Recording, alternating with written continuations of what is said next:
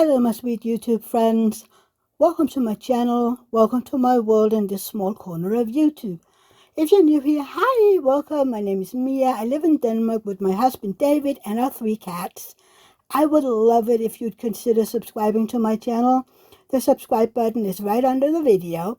Next to it, you'll find a bell. If you ding that bell and choose all, you will be notified whenever I put up a new video. If you're back, hi family, I am so grateful that you're here and support me by watching my videos. Thank you. The video you are about to watch or most likely listen to is a part of a series I call Let's Read Together. It basically means that I'm reading you a book from the public domain list. While listening, you can do your own craft like diamond painting, knitting, cross-stitch, crochet, and other hobbies. You can also treat it like a podcast and listen while you take a walk, relax on your couch, or do chores around the house.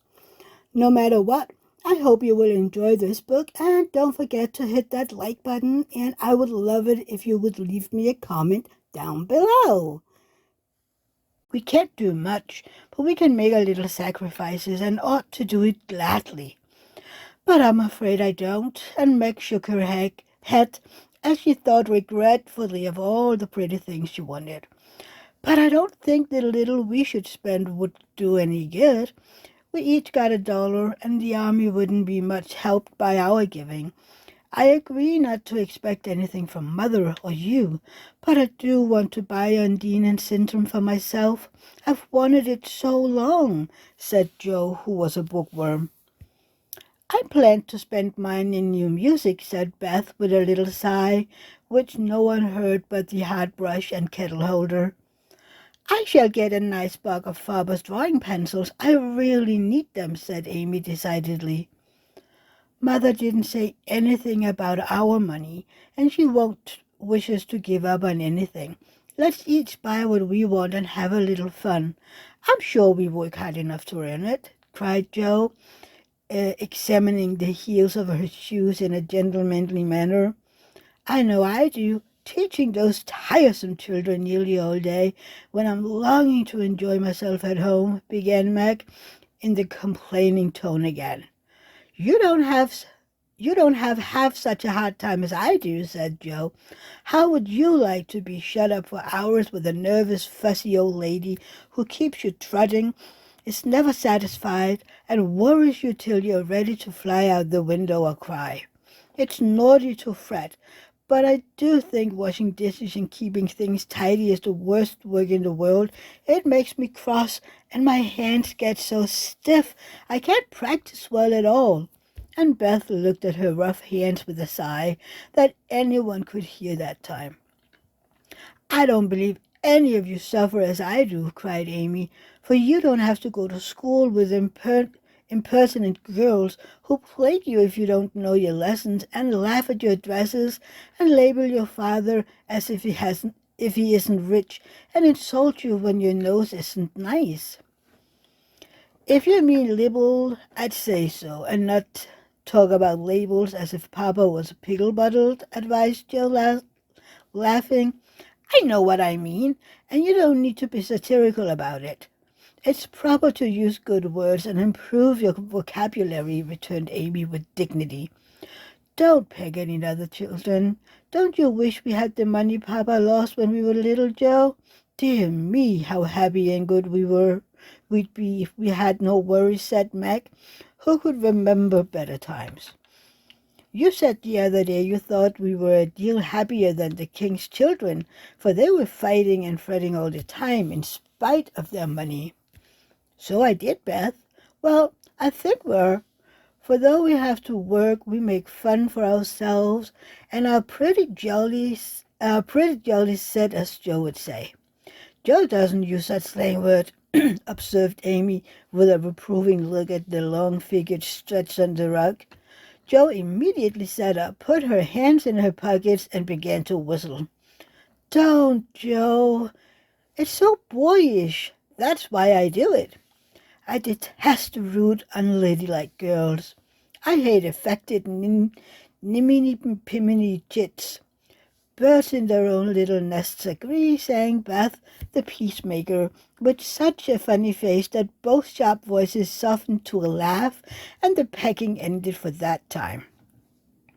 "Really, girls, you're both to be blamed," said Meg, beginning to lecture in her elderly sisterly fashion. "You're old enough to leave off boyish tricks and to behave better, Josephine. It didn't matter so much when you were a little girl, but now you're so tall and turn up your hair, you should remember that you are a young lady." "I'm not, and if turning up my hair makes me one, I'll wear it in 2 tails till I'm 20, cried Jo, pulling off her net and shaking down her chestnut mane. "I hate to think I've gotten to grow up and be Miss Marsh and wear long gowns and look as prim as a China Aster. It's bad enough to be a girl anyway. When I like boys' games and work and manners, I can't get over my disappointment in not being a boy. And it's worse than ever now, for I'm dying to go and fight with Papa, and I can only stay at home and knit like a poky old woman." And Jo shook the blue army sock till the needles rattled like castanet, and her ball bounded across the room. "Poor Jo, it's too bad, but it can't be helped. So you must try to be content with making your name boyish and playing brother to us girls," said Beth, stroking the rough head of her knees with a hand that all the dishwashing and dusting in the world could not make ungentle in its touch. "As for you, Amy," continued Meg, "you are altogether too particular and prim. Your airs are funny now, but you'll grow up an affected little goose if you don't take care. I like your nice manners and refined ways of speaking when you don't try to be elegant, but your absurd words are as bad as Joe's slang. If Joe is a tomboy and Amy a goose, then what am I, please?" asked Beth, ready to share the lecture. "You're a dear and nothing else," answered Meg warmly, and no one contradicted her, for the mouse was the pet of the family. As young readers like to know how people look, we will take the moment to give them a little sketch of the 4 sisters who sat knitting away in the twilight while the December snow fell quietly without, and the fire crackled cheerfully within. It was a comfortable old room, though the carpet was faded and the furniture very plain, for a good picture or 2 hung on the walls. Books filled the recesses, chrysanthemums and Christmas roses bloomed in the windows, and a pleasant atmosphere at home peace pervaded it.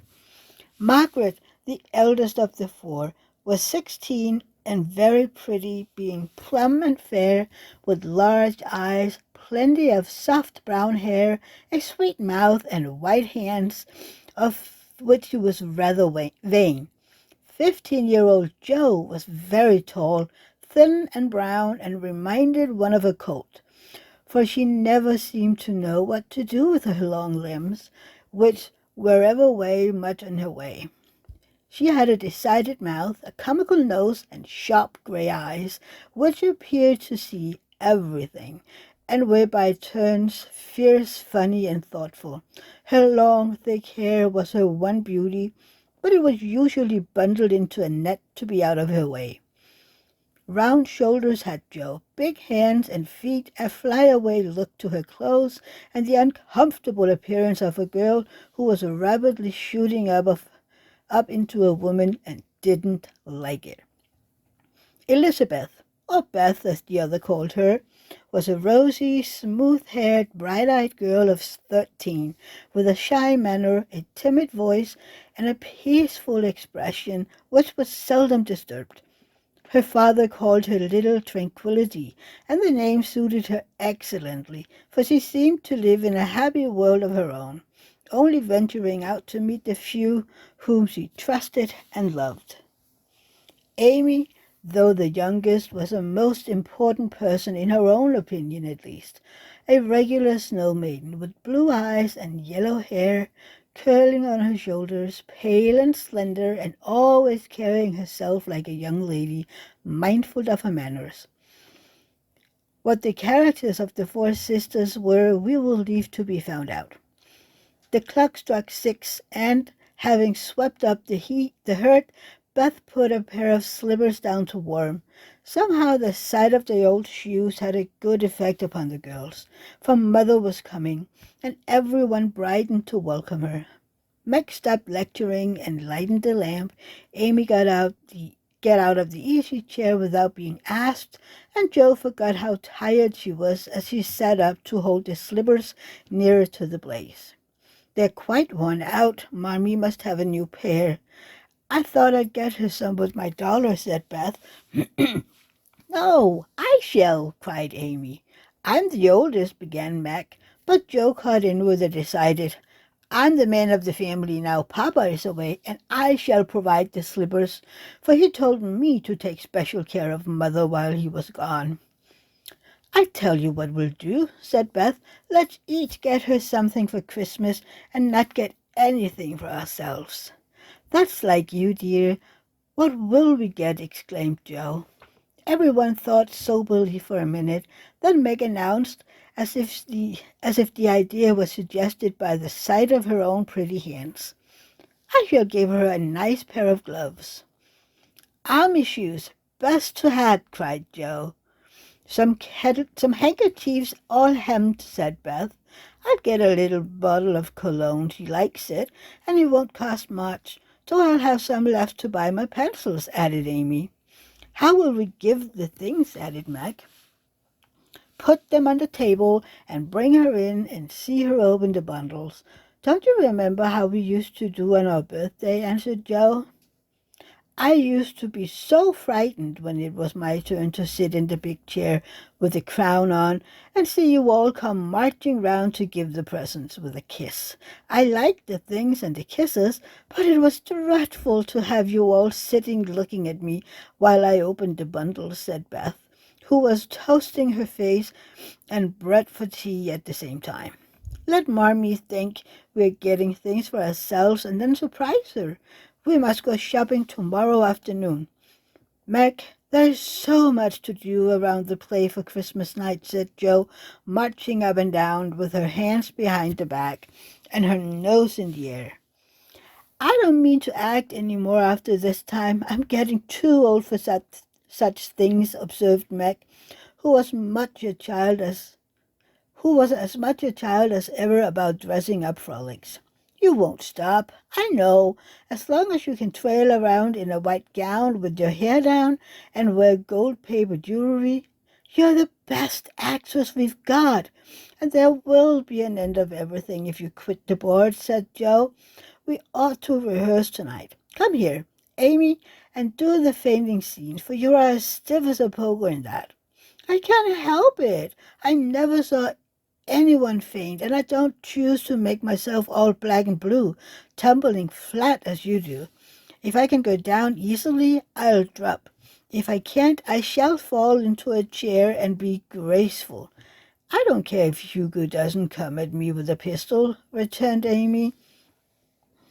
I don't care if Hugo does come at me with a pistol, returned Amy, who was not gifted with dramatic power, but was chosen because she was small enough to be born out of shrieking by the villain of the piece.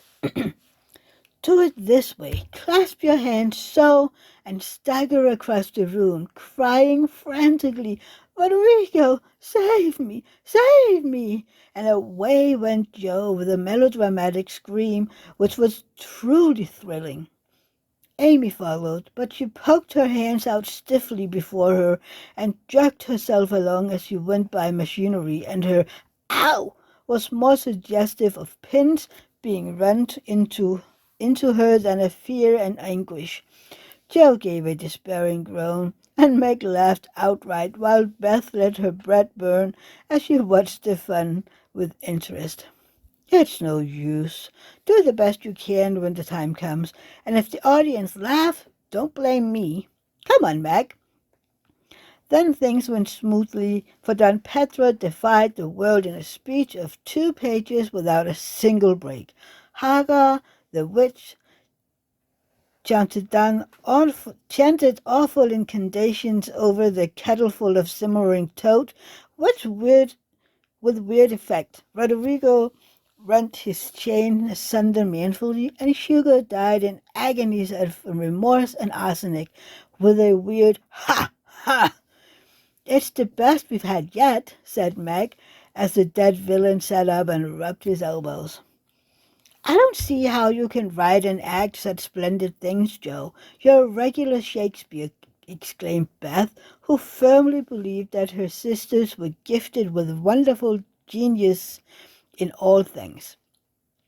Not quite, replied Joe modestly. I do think the witch's curse and operatic tragedy is rather a nice thing, but I'd like to try Macbeth. If we only had a trapdoor from Banquo. I always wanted to do the killing part. Is that a dagger that I see before me? Muttered Jo, rolling her eyes and clutching at the air, as she had seen a famous tragedian do. No, it's the toasting fork with Mother's shoe on it instead of the bread. Beth stayed struck, cried Mac, and the rehearsal ended in a general burst of laughter. Glad to find you so merry, my girl, said a cheery voice at the door, and actors and audience turned to welcome a tall, motherly lady with a "Can I help you?" look about her, which was truly delightful. She was not elegant dressed, but a noble-looking woman, and the girls thought the gray, and the girls, though the thought the grey cloak and unfashionable bonnet covered the most splendid mother in the world. Well, dearest, how have you gotten on today? There was so much to do getting the boxes ready to go tomorrow that I didn't come home to dinner. Has anyone called Beth? How is your cold, Mac? Joe, you look tired to death. Come and kiss me, baby. While making these maternal inquiries, Mrs. Marsh got her wet things off, her warm slippers on, and sitting down in the easy chair, drew Amy to her lap, preparing to enjoy the happiest hours of her busy day. The girls flew about trying to make things comfortable, each in her own way. Meg arranged the tea table. Joe brought wood and set chairs, drubbing, overturning, and clattering everything she touched. Beth trotted to and fro between parlor and kitchen, quiet and busy, while Amy gave directions to everyone as she sat with her hands folded. As they gathered about the table, Mrs. Marsh said with a particularly happy face, "I've got a treat for you after supper." A quick, bright smile went round like a streak of sunshine. Beth clapped her hands, regardless of the biscuit she held, and Jo tossed up her napkin, crying, "A letter! A letter! 3 cheers for father!" "Yes, a nice long letter. He is well and thinks he shall get through the cold season better than we feared. He sends all sorts of loving wishes for Christmas, and especially messages for you girls," said Mrs. Marsh, patting her pocket as if she got a treasure there. "Hurry up and get done. Don't stop to quirk your little finger and simmer over your plate, Amy," cried Jo, choking in her tea and rubbing her bread, butter side down on the carpet, in her haste to get to the treat. Beth ate no more, but crept away to sit in her shadowy corner and brood over the delight to come till the others were ready. "I think it was so splendid in father to go as a chaplain when he was too old to be drafted and not strong enough for a soldier," said Meg warmly. "Don't I wish I could go as a drummer, a Vivian, what's its name, or a nurse, so I could be near him and help him," exclaimed Jo with a groan. "It must be very disagreeable to sleep in a tent and eat all sorts of bad-tasting things and drink out of a tin mug," sighed Amy. "When will he be home, Mommy?" asked Beth with a little quiver in her voice. "Not for many months, dear, unless he's sick. He will stay and do his work faithfully as long as he can, and we won't ask for him back a minute sooner than he can be spared. Now come and hear the letter." They all drew to the fire. Mother in the big chair with Beth at her feet, Meg and Amy perched on either arm of the chair, and Joe leaning on the bag where no one would see any signs of emotion if the letter should happen to be touching. Very few letters were written at those hard times that were not touching, especially those which father sent home. In this one, little was said of the hardships endured, the dangers faced, or the homesickness conquered. It was a cheerful, hopeful letter full of lively description of camp life, marches, and military news, and only at the end did the writer's heart overflow with fatherly love and longing for the little girls at home.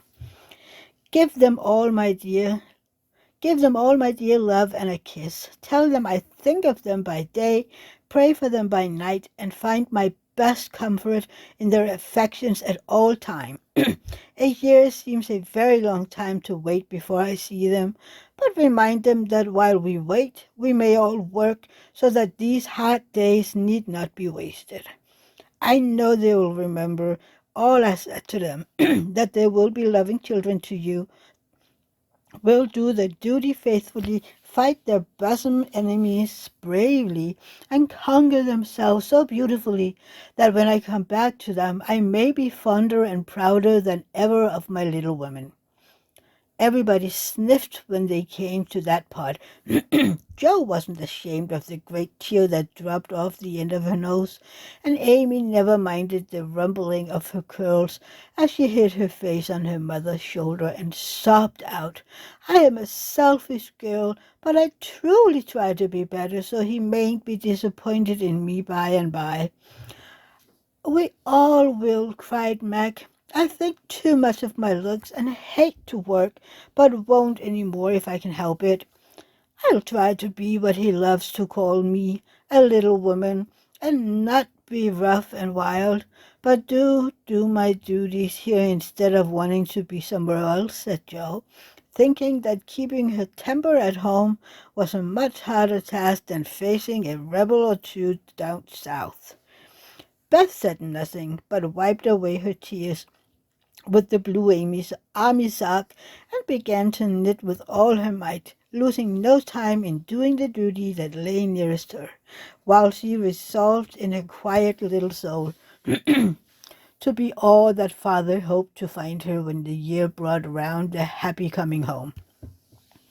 Mrs. Marsh broke the silence that followed Joe's word by saying in her cheery voice, "Do you remember how you used to play Pilgrim's Progress when you were little things? Nothing delighted you more than to have me tie my piece bags on your bags for burdens, give you hats and sticks and rolls of paper, and let you travel through the house from the cellar, which was the city of destruction, up to the housetop, where you had all the lovely things you would could you would collect to make it celestial city." Which fun it was, especially going by the lions, finding Apollyon, and passing through the valley where the hobgoblins were, said Joe. "I liked the place where the bundles fell off and tumbled downstairs," said Meg. "My favorite part was when we came out on the flat roof where our flowers and arbours and pretty things were, and all stood and sung for joy up there at that in the sunshine," said Beth, smiling as if that pleasant moment had come back to her. "I don't remember much of it, except that I was very afraid of the cellar and the dark entry, and always liked the cake and milk we had up at the top. If I wasn't too old for such things, I'd rather like to play it all over again," said Amy, who began to talk of renouncing childish things at the mature age of 12. "We never are too old for this, my dear, because it's the play we're playing all the time is one way or another. Our burdens are here, our roses before us, And the longing for goodness and happiness is the guide that leads us through many troubles and mistakes to the peace which is a true celestial city. Now, my little pilgrims, suppose you begin again, not in play, but in earnest, and see how far you can come to get father's coming home. Really, mother? Where are your bundles? Asked Amy, who was a very literal young lady. Each of you told what your burdens was just now, except Beth. I rather think she hasn't gotten any, said her mother. Yes, I have. Mine is dishes and dusters and everything girls with a nice and everything girls with nice pianos and being afraid of people. Beth's bundle was such a funny one that everybody wanted to laugh, but nobody did, for it would have hurt her feelings very much. Let's do it, said Meg thoughtfully. It is only another name for the trying to be good, and the story will help us. For though we want to be good, it's hard work, and we forget and don't do our best. We were in the Slough of Despond tonight, and Mother came and pulled us out as help did in the book. We ought to have our role of directions like Christian. What shall we do about that? Asked Joe, delighted with the fancy which lent a little romance to the very dull task of doing her duty. Look under your pillows Christmas morning, and you will find your guidebook, replied Mrs. March. They talked over the new plan while old Hannah cleared the table.